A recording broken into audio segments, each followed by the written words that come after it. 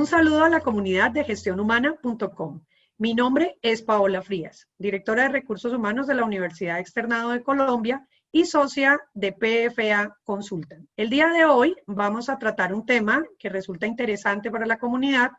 y está relacionado con los procesos de selección en esta época de emergencia por COVID-19.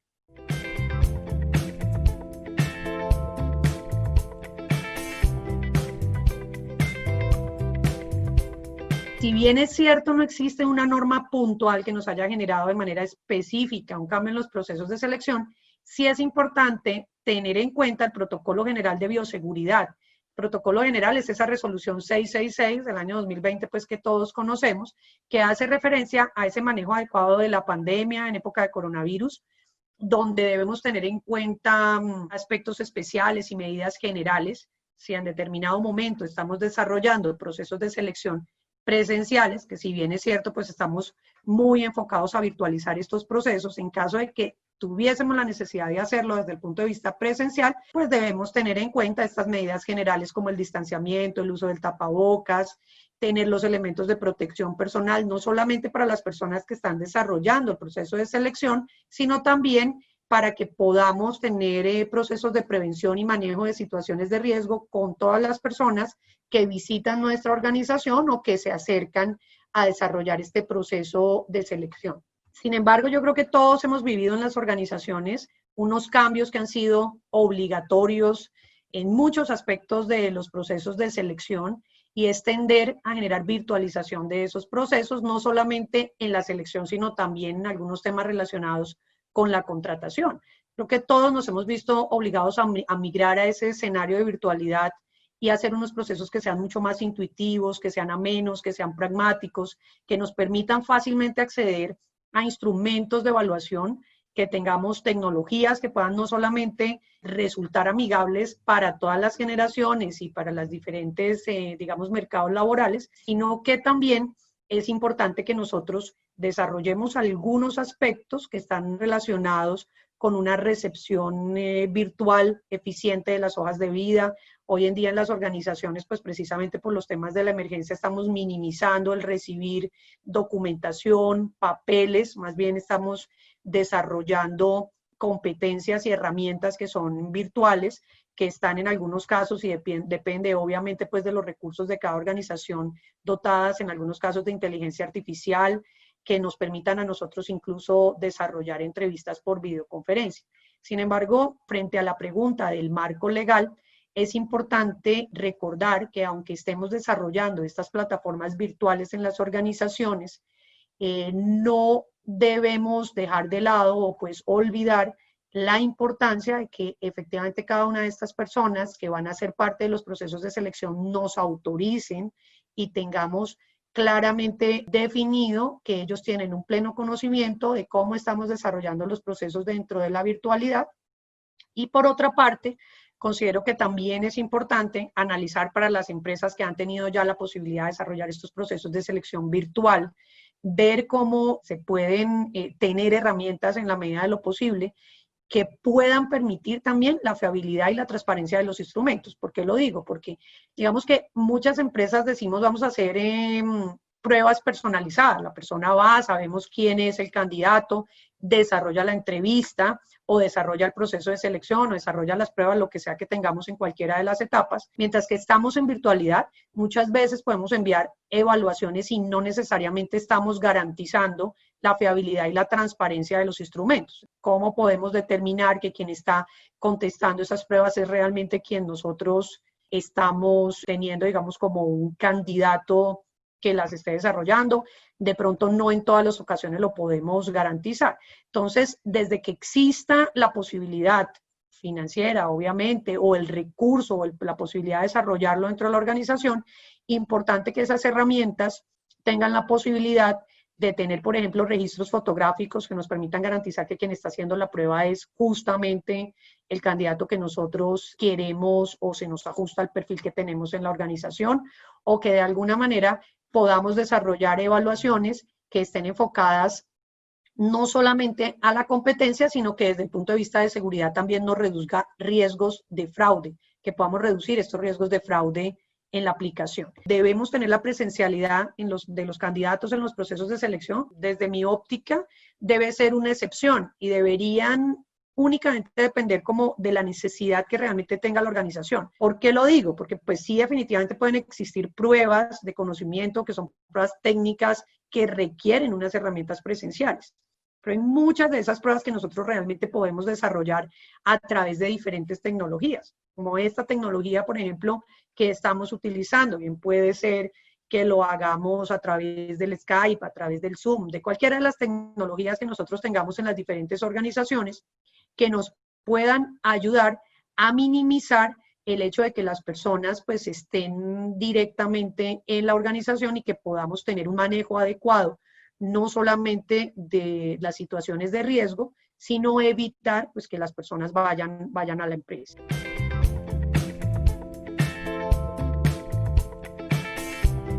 Es aconsejable tener en cuenta desde el punto de vista legal las normas que están relacionadas con manejo de datos personales y sensibles. No solamente pues para las que ya todos conocemos y veníamos desarrollando cuando estábamos haciendo los procesos de manera presencial, sino especialmente incluir dentro de esas autorizaciones que las personas tengan pleno conocimiento no solo de la protección de los datos personales, sino además incluir que el proceso se está desarrollando a través de estas plataformas virtuales. Es importante recordar que la Ley 1581 del 2020 y el Decreto 1377 del 2013, que hace referencia a la recolección de datos personales, debe garantizar que exista una autorización por parte del titular. ¿Qué significa esto? Que para esa recolección de datos debemos indicarle claramente a la persona que está participando, en este caso en la entrevista, cuál va a ser el uso, cuál va a ser la finalidad y que se puedan verificar los requisitos de citación, incluso después de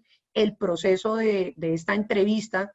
ampliarlo también al proceso de aplicación de pruebas para que la empresa o terceros puedan no solamente tener esa autorización por parte del titular, sino que el titular también tenga claro el uso y la finalidad, así como durante todo el proceso, incluida la evaluación de las pruebas. Considero que es muy importante tener en cuenta, especialmente cuando empleamos psicólogos para que realicen este tipo de pruebas, que no es que sea estrictamente necesario que sea de la profesión de la psicología, pero pues en la mayoría de los casos son las personas idóneas y que han tenido, digamos, como mayor formación en este sentido, que se garantice la confidencialidad y el manejo óptimo de datos. Esto lo recuerdo básicamente pues por la reglamentación que existe del ejercicio a la protección de los psicólogos, que está en la Ley 1090 del año 2006. Entonces, ahí no solamente es realizar, y esto es algo que lo sugiero desde el punto de vista contractual, incluir unas cláusulas de confidencialidad donde quede claramente establecido que ellos conocen el manejo de datos y cuál es ese óptimo uso que se debe realizar, adicional al planteamiento que realizaba hace unos minutos en el sentido de indicarle al candidato que también dé su autorización por escrito y de manera puntual para el proceso que se está desarrollando. Adicional a los consejos desde el punto de vista legal, en mi criterio, estas personas pues deben desarrollar con antelación las preguntas, tener unas claves que realmente, digamos, las preguntas que sean poderosas, preguntas claves que les ayuden a evidenciar competencias que estén relacionadas con el perfil, y adicional a eso, pues en esta época de pandemia también es importante validar aspectos que pueden resultar muy sencillos, pero que cuando se pierden de vista, como la conexión a internet, el hecho de que la persona tenga los elementos, el computador o lo que sea necesario para poderse conectar, cuando perdemos de vista situaciones como esas, el no tener, digamos, una conexión estable puede generar que se atrasen los procesos, que se complique o que las ideas pues no sean tan claras en el momento de realizar esos filtros iniciales a los candidatos. Poder validar esas competencias que se requieren en el perfil, podemos hacerlo a través de cámara, podemos hacerlo a través de cualquiera de las herramientas que hoy en día estamos utilizando. También existen ya plataformas que nos permiten hacer en simultánea varias entrevistas en las que no necesariamente debo estar en línea con el entrevistado o no debo estar con él de manera sincrónica, y en esta primera etapa, para estos filtros iniciales, puede generar más bien que el entrevistador se centre en el análisis de la entrevista como tal, más que en estar en línea con cada uno de las personas aspirantes. De todos modos, pasada esta fase, que sería, digamos, el filtro inicial, considero importante no perder de vista que muchas de esas aptitudes o de esas competencias son importantes y que para poderlas, digamos, analizar dentro de estos procesos de selección específicamente en la entrevista, pues se hace necesario tener un contacto mucho más personalizado con el entrevistado. Es decir, ya no estaríamos hablando de grabar una entrevista para que muchas personas en línea la contesten y luego analizarla, sino más bien podernos enfocar en el uno a uno, en cada uno de esos candidatos, donde podamos profundizar mucho más en las esferas del ser, en estos aspectos personales, más que en los técnicos que también son importantes, pero especialmente considero que la entrevista nos ayuda a validar esos proyectos de vida del trabajador y que además estén acordes también a los proyectos institucionales. Ahora, adicional a la entrevista, pues hay otros métodos de evaluación relacionados no solamente, digamos, con las entrevistas, sino ya aspectos en los que podemos enfocarnos en analizar competencias técnicas, incluso desde la gamificación o con la ayuda de la inteligencia artificial, métodos que normalmente pues son diferentes a los convencionales y que en esta época de virtualización pues pueden ser bien importantes para apoyar ese proceso de selección que en últimas lo que hacemos es tomar cada una de estas etapas que recorre el candidato y generar un análisis en conjunto para poder determinar si definitivamente se ajusta o no con mayor precisión a los perfiles que nosotros tenemos definidos en la organización.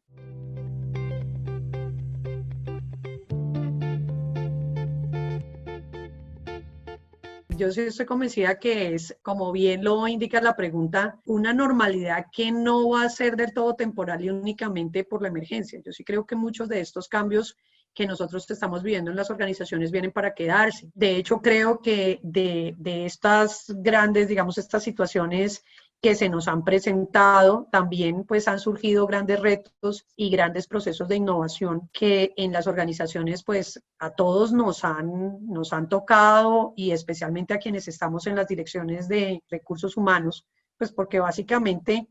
no habíamos tenido la posibilidad de verdad de trabajar y desarrollar procesos bajo una pandemia como la que estamos viviendo y obviamente pues con unos cambios tan grandes como los que hemos tenido que vivir en poco tiempo. Pienso que desde el punto de vista competencias dentro de esta nueva normalidad es importante tener en cuenta para los candidatos y en los procesos de selección que sean ciudadanos digitales. Y cuando digo ciudadanos digitales es que tengan acceso y apropiación de los recursos tecnológicos. ¿Por qué razón? Porque pues fíjense que si nosotros hacemos un análisis de lo que vivíamos tal vez 4 meses o 5 meses atrás, pues en muchas organizaciones era impensable decir que teníamos plantas enteras en trabajo remoto y resulta que en 1, 2, 3 semanas sí vimos que era posible hacerlo, que podíamos tener en algunos casos teletrabajo, en otros trabajo remoto, porque pues las condiciones desde el punto de vista laboral son diferentes en las dos modalidades, pero básicamente una de las cosas que observamos es que es importantísimo el manejo digital, el manejo de recursos tecnológicos y que además quienes no lo tenían, no solamente desde el punto de vista de las personas que hacen los procesos de selección y que son los aspirantes, sino quienes ya hacen parte de las organizaciones y de las plantas o que trabajan directamente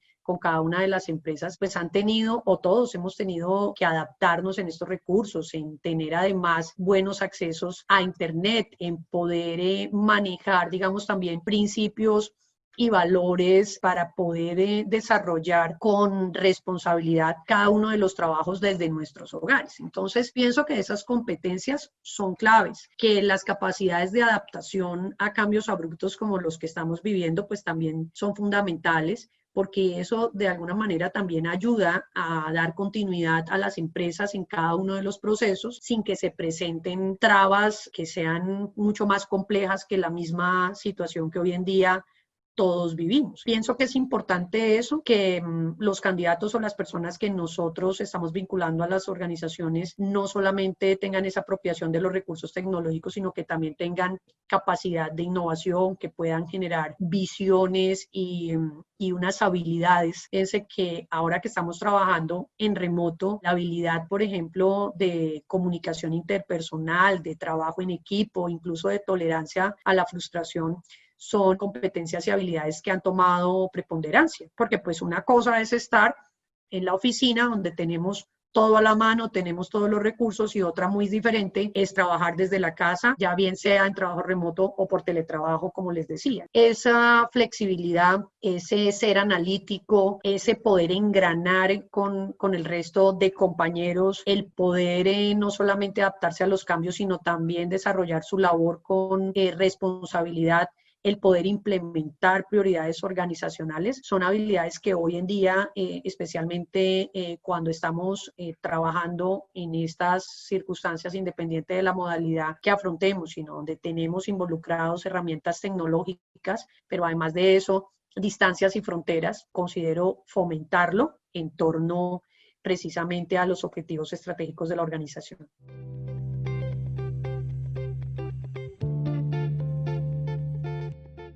Lo primero que debemos recordar es que las empresas son autónomas para decidir cuáles son los requisitos que se determinan para seleccionar su personal. El Código Sustantivo del Trabajo, en el artículo 108, básicamente nos indica que el Reglamento Interno de Trabajo debe consignar las condiciones de admisión para el cargo de estos aspirantes. ¿Cuál sería la recomendación? Más allá que realizar, digamos, una actualización del Reglamento Interno de Trabajo, pienso que lo que sí debemos hacer es verificar que esa reglamentación que tenemos en el RIT corresponda al proceso de selección y a las disposiciones que hoy en día se están desarrollando al interior de las empresas. Normalmente, digamos que esas condiciones de admisión son generales, y el hecho de que sean presenciales o sean virtuales no considero que requieran una actualización del Reglamento Interno de Trabajo. Lo que sí debemos es garantizar que ese RIT, de manera general, nos diga cuáles son las condiciones de admisión, y que al interior de la organización tengamos políticas que estén acorde a la ley en materias de habeas data, de protección y de manejo de datos sensibles, como lo referenciábamos pues anteriormente. Ahora, ¿qué debemos también tener en cuenta desde el punto de vista legal? Que los candidatos hayan sido ya no más que, digamos que las condiciones que están en el RIT que ya les comenté son generales, es dentro del proceso de selección como tal, de manera puntual, que los candidatos de manera previa hayan sido advertidos sobre esos requisitos, que se hayan adelantado en igualdad de condiciones, que la decisión que se tome, pues se tome con base en consideraciones objetivas del proceso de selección y obviamente del perfil. De todos modos, para las organizaciones, pues es claro que independiente que sean públicas o privadas, pueden exigir requisitos para poder ingresar a determinado candidato, a un área, a un programa o a determinada formación para poder desempeñar tareas específicas. Por lo tanto, la empresa pues es libre de determinar dentro de esas condiciones de admisión cuál es el candidato que se ajusta con mayor precisión al perfil que tenemos definido en la organización.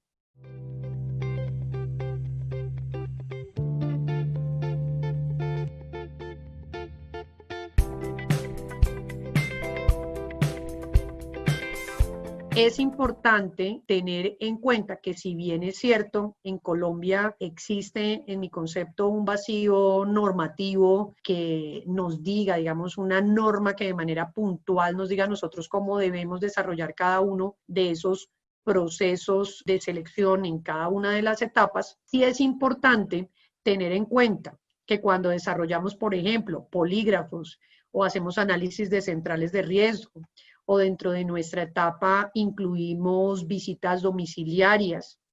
incluso las mismas entrevistas que nosotros desarrollamos, en las que muchas veces se pueden llegar a desarrollar preguntas puntuales, personales, con información sensible, o los registros fílmicos que ahora están tan de moda en los procesos virtuales. Si bien es cierto, ya les comentaba que en el reglamento interno es importante definir cada una de las etapas que se van a tener en cuenta, también es importante contar con la autorización del candidato. ¿Por qué razón? porque en términos generales no es que exista, digamos, una prohibición expresa para cada una de estas etapas, ni se considera ilícito realizar, por ejemplo, un polígrafo, sino más bien es propio de la autonomía de la voluntad del contratante definir el proceso y también es propio de la autonomía de la voluntad del candidato aceptar o rechazar el que le sean realizadas esas pruebas. Importante en términos generales mantener una reserva absoluta de la información, especialmente si estamos hablando en pruebas que en mi criterio pueden resultar invasivas para el candidato como el polígrafo. Tener muy claro que exista una autorización previa y una aceptación, y que sea una aceptación por escrito y que, como ya les indicaba, sea voluntaria, que claramente el candidato no solamente conozca cuál es el funcionamiento de la prueba o de la etapa que está desarrollando dentro del proceso, sino que además se le indique claramente que se van a respetar los derechos fundamentales a la intimidad, a la dignidad de ese colaborador. Si nosotros estamos hablando de pruebas como el polígrafo, que en última no es nada diferente a tomar, digamos, como una medición de las reacciones fisiológicas de la persona que está siendo examinada, y que, como les indicaba, no hay una prohibición en Colombia que indique que lo prohíba. Sí se debe tener en cuenta el artículo 57 del Código Sustantivo del Trabajo, que básicamente lo que nos dice es que debemos respetar la dignidad del candidato. También es importante analizar cada una de esas etapas, cómo nos indican a nosotros cuáles son las competencias o cómo me indican si efectivamente tiene las competencias que se requieren en el perfil, porque en últimas, si nosotros hablamos que el candidato es libre de aceptar o rechazar la prueba, la realidad es que en una situación como la que estamos viviendo, pues definitivamente la tasa de desempleo se ha incrementado, y no solamente, digamos, especialmente ahora en pandemia, pero en los años anteriores pues también veíamos que venía en ascenso. Pues es muy complejo para un candidato entrar a decir: no quiero hacer determinada prueba, no quiero hacer un polígrafo, no quiero que me revisen un historial crediticio,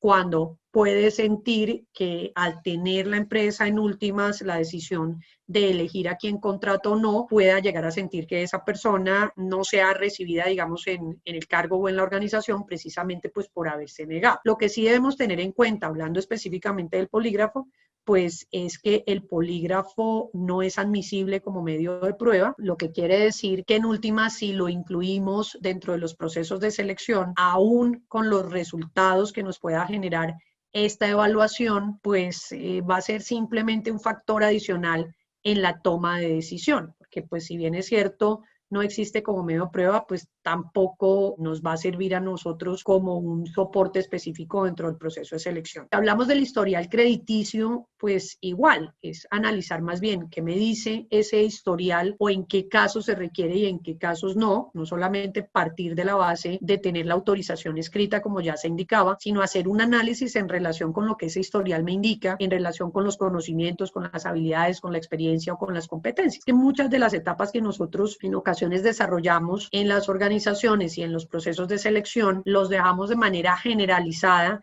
pero no considero que sean aplicables para todos los cargos ni para todos los perfiles. No quiere decir que no lo podamos hacer ni que esté mal hacerlo. Más bien, lo que sí debemos hacer es, dentro de esos procesos de selección, determinar a cuáles se les debe aplicar y a quiénes no. Si nosotros hablamos, por ejemplo, de la visita domiciliaria, que en últimas pues nos ayuda a entender un poco la composición del entorno, el núcleo familiar, el nivel socioeconómico y demás, también existen otras alternativas que pueden llegar a ser menos invasivas para el trabajador para realizar. Ahora, si determinamos que esa etapa es necesaria, pues entonces lo que debemos tener en cuenta es que al desarrollarla, pues la estamos desarrollando, esas visitas, como su nombre lo indica, lo hacemos en el domicilio, en la habitación del trabajador, en espacios y en recintos que en últimas están muy relacionados con la vida privada de ese candidato. Entonces, pues además de tener la autorización para hacerlo, saber que quien la realiza, que muchas veces ni siquiera son las organizaciones que lo hacen directamente, sino contratan terceros para hacerlo, que puedan llegar a proteger esos ámbitos en el sentido de garantizar la privacidad y el derecho a la intimidad. Me explico. Podemos llegar a decir que vamos a hacer una visita domiciliaria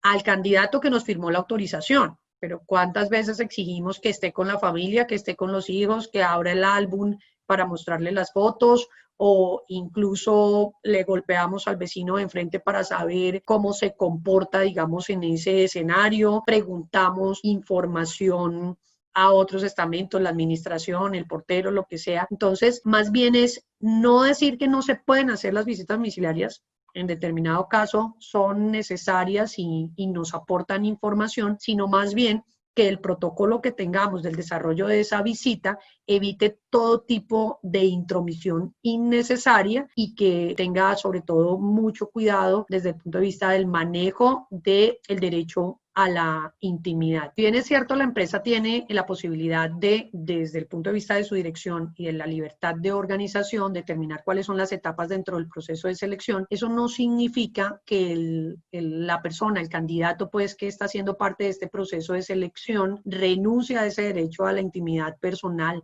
y familiar. En ese sentido, es importante tener en cuenta que algunas formas de vulnerar ese derecho a la intimidad hace referencia a una intromisión irracional en esa órbita de la persona o en el mismo hecho de divulgar alguna información privada a la que nosotros tenemos acceso, como cuando hacemos preguntas sensibles en las entrevistas de trabajo, que pueden llegar a generar que pasemos ese límite entre esa posibilidad que tiene la empresa de desarrollar las etapas y de tener una información a vulnerar derechos de los trabajadores. La recomendación es básicamente armonizar esos derechos, tanto ese poder subordinante que puede llegar a tener la empresa con el trabajador o esa potestad de definir las etapas desde su organización empresarial con los derechos fundamentales del trabajador para evitar que se generen vulneraciones en ese sentido.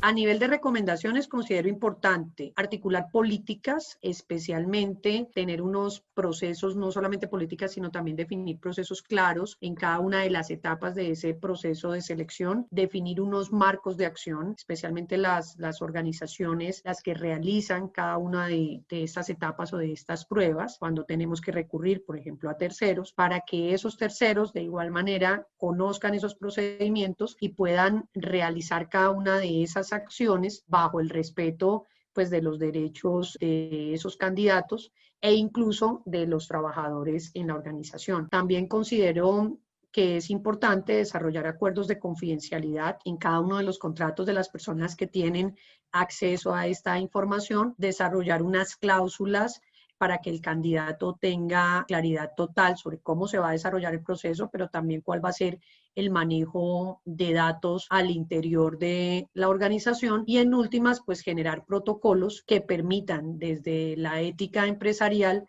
ser coherentes entre los procesos que estamos desarrollando al interior y la coherencia que debe existir con los principios que declara la organización en su plataforma estratégica, partiendo de la base en la recolección no solamente de la información, sino en el desarrollo de los procesos, de la ética y